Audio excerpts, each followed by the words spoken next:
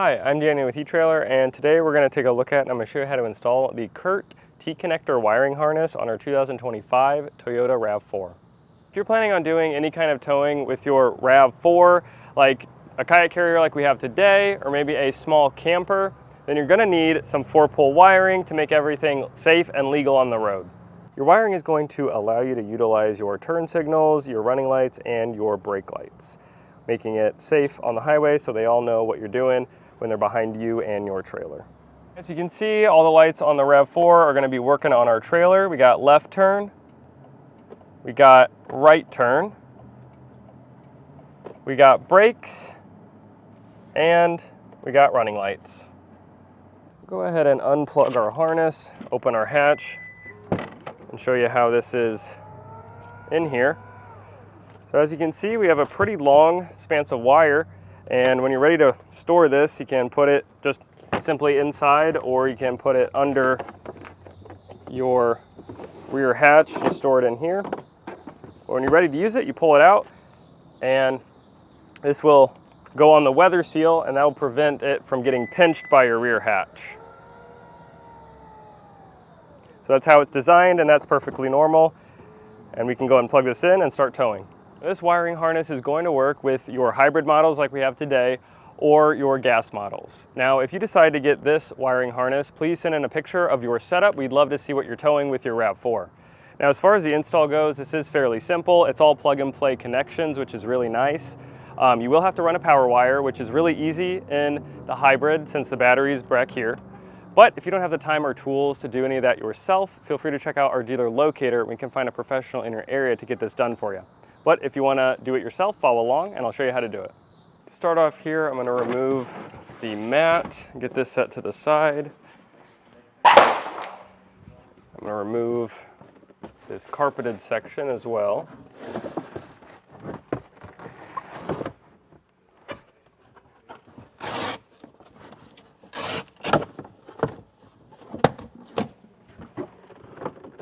Set this to the side for now. Now on the side trim piece, there's going to be a cargo hook, and that's going to have a 10mm bolt. I'll get this removed.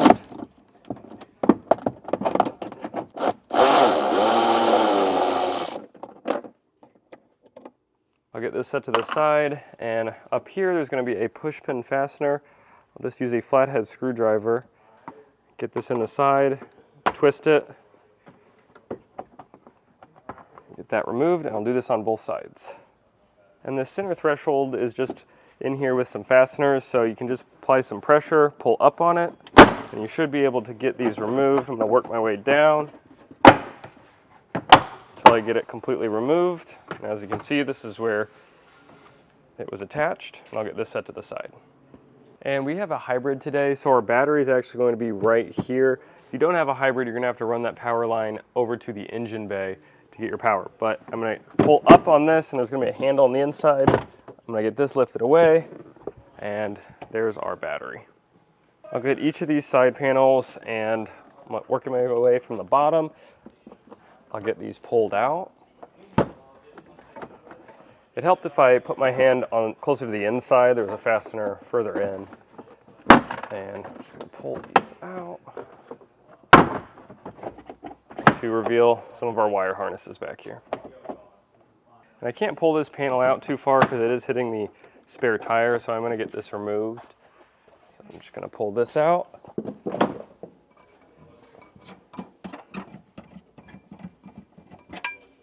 Loosen that, and now I can lift this away and set it to the side. I'm going to also remove this screw in the back with a 8mm socket.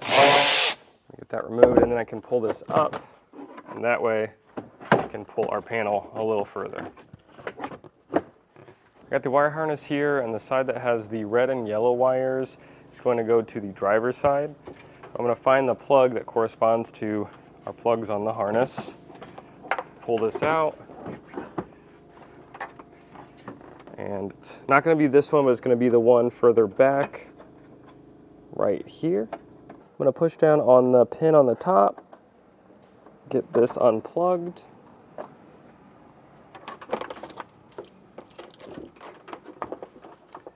Now I'll plug this into our T connector.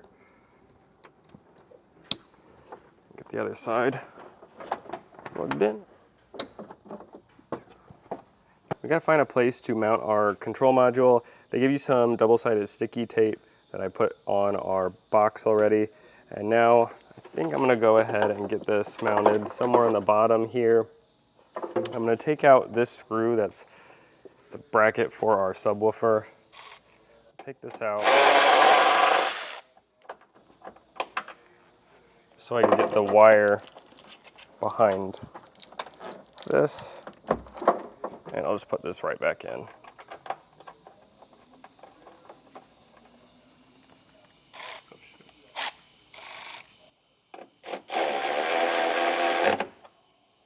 I'll take our sticky backing off, and I'm gonna get this stuck right around this area. I'm also going to use a self-tapper and put this through the hole in our module into a spot of the frame that that has nothing behind it. This will be a little extra secure there so it doesn't fall off. Now we need to find a place for the ground. Now you can self-tap this to the metal, but it is pretty thin, so I found a bolt right here. It's just a bracket, and I removed the 10mm bolt. Now I'll just replace this with our ground attached and just tighten this back down.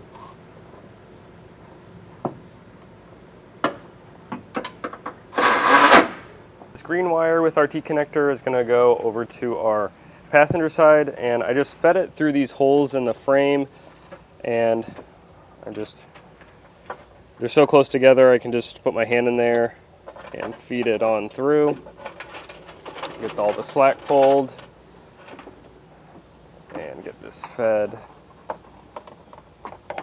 The passenger side is going to be the same thing. It's going to be the same plug. I get this detached. If you're having a hard time getting this detached, you can use something like a flathead screwdriver to depress that tab, and that'll make it a little easier. I'll get our green side connected.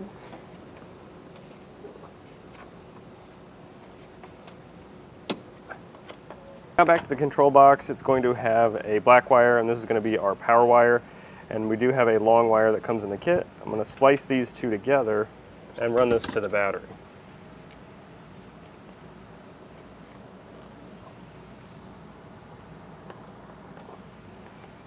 If you have your battery in the front of your vehicle, then you would run the black wire down through this grommet and down across the bottom of the vehicle up into the engine bay where you'd connect to the battery. But since we have a hybrid, I fed the black wire the same way I did the green all the way over to the battery. I'm going to take this cover off, and I'll go ahead and take this nut off. Use a 13mm socket and get this removed.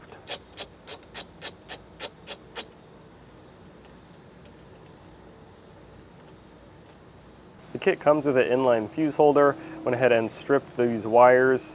Now I'll put a butt connector on the ends of these. Get these crimped down. Now I'll connect it to our black wire. Get this crimped down.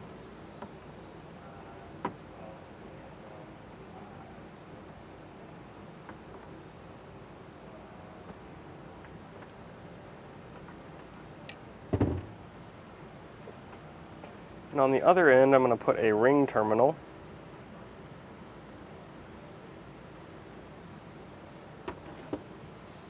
Crimp this down as well. And I'll put this on the positive post in our battery.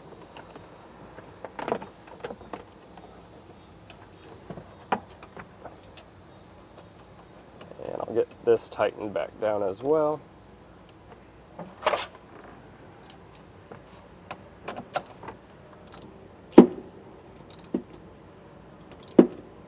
I'll put our fuse in our fuse holder. And now we got a tester plugged into our full pole wiring. And if you're doing this at home, you can just plug it into your trailer and run through your lights, but I'll go ahead and run these through. So we running lights, we got left turn, right turn, and brakes. Now that we've determined everything's working properly, I'll go ahead and zip tie all our wires back up under these panels and get everything put back the same way we took it out.